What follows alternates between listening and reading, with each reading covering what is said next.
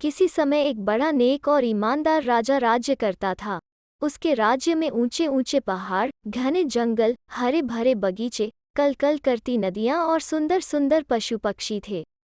राजा अपनी प्रजा का बहुत ध्यान रखता था, अतः उसकी प्रजा बहुत सुखी थी। उसके राज्य में किसी चीज की कमी नहीं थी।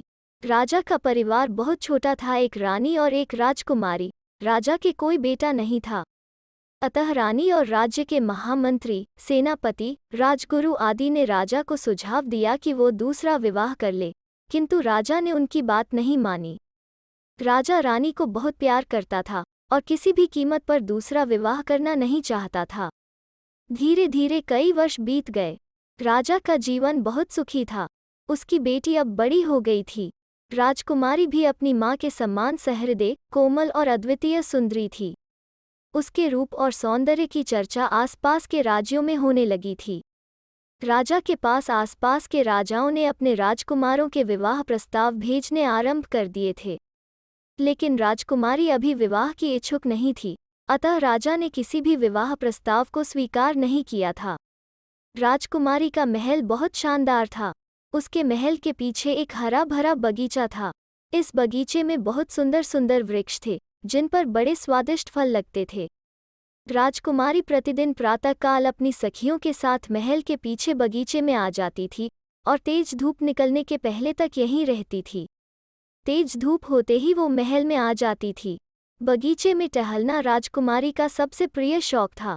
राजकुमारी के महल के बगीचे में एक बावड़ी थी। इसका पानी बहुत साफ और स्वादिष्ट था। महल के लोग इसी बावड़ी का पानी पीते थे। बगीचे में टहलते टहलते जब राजकुमारी थक जाती थी तो इसी बावड़ी की मुंडेर पर बैठकर आराम करती थी। एक दिन प्रातःकाल का समय था। राजकुमारी हमेशा की तरह महल के पीछे के बगीचे में टहल रही थी। उसके साथ उसकी दो सखियां भी थीं। अचानक राजकुमारी को लगा कि कहीं आसपास बहुत दुर्गंध है। उसने अपनी सखियों से दुर्गंध आने की बात कही और बावड़ी की मुंडेर पर आकर बैठ गई। मुंडेर पर बैठते ही राजकुमारी की तबीयत और खराब हो गई और वो अचेत हो गई। राजकुमारी के अचेत होते ही दोनों सखियां घबरा गईं। उन्होंने किसी तरह राजकुमारी को संभाला और उसे उठाकर महल के भीतर ले आईं। राजकुमारी की एक सेविका ने राजकुमारी के अचेत होने की खबर राजा को दी। राजा उस समय दरबार में था। उसे जैसे ही राजकुमारी के अचेत होने का समाचार मिला तो वह राजवैद्य को लेकर राजकुमारी के महल में आ गया। राजवैद्य ने राजकुमारी का परीक्षण किया। उसकी समझ में बस इतना आया कि राजकुमारी की बेहोशी का कारण कोई दुर्गंध है। राजकुमारी की सखियों ने भी राजा के सामने राजवैद्य को बताया कि राजकुमारी ने अचेत होने से पहले दुर्गंध की शिकायत की थी। राजा ने यह बात मालूम होते ही अपने कई सैनिकों को बुलाया और उन्हें दुर्गंध का कारण मालूम करने के लिए राजकुमारी के बगीचे में भेजा। सैनिकों ने बगीचे का चप्पा चप्पा छान मारा, लेकिन उन्हें कुछ भी नहीं मिला। अचानक एक सैनिक की दृष्टि मरे हुए एक मोटे तगड़े अधखाए चूहे पर पड़ी। इस चूहे से हल्की हल्की दुर्गंध भी आ रही थी। संभवतः रात को बिल्ली अथवा कोई पक्षी चूहा ले आया होगा और आधा खाकर राजकुमारी के बगीचे में छोड़ गया होगा। सेवकों ने तुरंत जाकर राजा को खबर दी। राजा ने शहर के बाहर चूहे को जलाकर जमीन में गाड़ने का हुक्म दिया और राजकुमारी के सिर पर स्नेह से हाथ फेरने लगे। दोपहर हो चुकी थी और राजकुमारी अभी तक अचेत थी। धीरे धीरे एक सप्ताह हो गया। राजकुमारी को अभी तक होश नहीं आया था। राजवैद्य उसे तरह तरह की औषधियां दे रहे थे, लेकिन उस पर किसी भी औषधि का कोई प्रभाव नहीं पड़ा था। राजा रानी और राज्य के सभी लोग बहुत दुखी थे और राजकुमारी के शीघ्र होश में आने के लिए ईश्वर से प्रार्थना कर रहे थे। इसी तरह एक सप्ताह और बीत गया, लेकिन राजकुमारी को होश नहीं आया। इस मध्य राजवैद्य ने अपने राज्य के अन्य वैद्यों तथा पड़ोसी राज्यों के वैद्यों को भी बुलाकर उनसे परामर्श किया और राजकुमारी को बहुत प्रभावशाली औषधियां दी, लेकिन सभी औषधियां बेअसर रहीं। राजा और रानी 2 सप्ताह से राजकुमारी के पास ही बैठे हुए थे। उनसे राजकुमारी की हालत देखी नहीं जा रही थी। राजकुमारी बिना कुछ खाए पिए 2 सप्ताह से अचेत पड़ी थी। राजवैद्य और उसके साथी वैद्यों की औषधियों को बेअसर होता देखकर राजा रानी की चिंता बढ़ती जा रही थी। उनकी समझ में नहीं आ रहा था कि क्या करें और क्या न करें। इसी तरह 1 महीना बीत गया। राजकुमारी अभी भी अचेत थी। उसका सुंदर गुलाबी चेहरा पीला पड़ गया था एवं आंखों के चारों ओर कालिमा सी छा गई थी। राजा, राजवैद्य और उसके साथी वैद्य सभी हिम्मत हार चुके थे। अब सभी को केवल ईश्वर का सहारा रह गया था। एक विशाल कक्ष के मध्य पड़े पलंग पर राजकुमारी निर्जीव सी पड़ी थी। उसके पास रानी और राजा बैठे थे। राजकुमारी से कुछ दूरी पर खड़े राजवैद्य, महामंत्री, सेनापति, राजपुरोहित आदि आपस में राजकुमारी की बीमारी के संबंध में विचार विमर्श कर रहे थे। अचानक महामंत्री के मस्तिष्क में एक विचार आया। महामंत्री तुरंत अपने स्थान से उठा और राजा के पास पहुंचकर हाथ बांधकर खड़ा हो गया। महामंत्री ने राजा को सुझाव दिया कि वो अपने राज्य में और आसपास के राज्यों में यह डुग्गी पिटवा दें कि जो व्यक्ति राजकुमारी को ठीक कर देगा उसे सोने की 1,00,000 मुहरें पुरस्कार में दी जाएंगी। राजा को महामंत्री का यह सुझाव अच्छा लगा।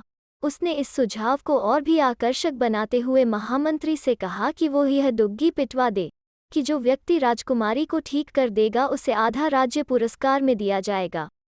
महामंत्री ने राजा की आज्ञा पाकर अपने राज्य में और आसपास के राज्यों में यह डुग्गी पिटवा दी और पुरस्कार में आधे राज्य की घोषणा कर दी। अगले दिन से ही एक से एक बढ़कर अनुभवी वैद्य आने लगे। वे आधे राज्य के लालच में अच्छी से अच्छी औषधि राजकुमारी को देते, किंतु कोई लाभ नहीं होता। अंत में वे वापस लौट जाते। यह क्रम 15 दिन तक चलता रहा। एक लंबा समय बीत चुका था। राजकुमारी अभी भी अचेत थी। उसकी स्थिति में अंशमात्र भी सुधार नहीं हुआ था। राजा, रानी, महामंत्री, सेनापति, राजवैद्य, राजपुरोहित सभी निराश हो चुके थे। अब राजकुमारी के ठीक होने की कोई आशा नहीं रह गई थी। प्रातः काल का समय था। अचानक एक सेवक ने राजकुमारी के महल में प्रवेश किया और बताया कि एक परदेशी युवक आया है। उसका दावा है कि वो राजकुमारी को ठीक कर देगा।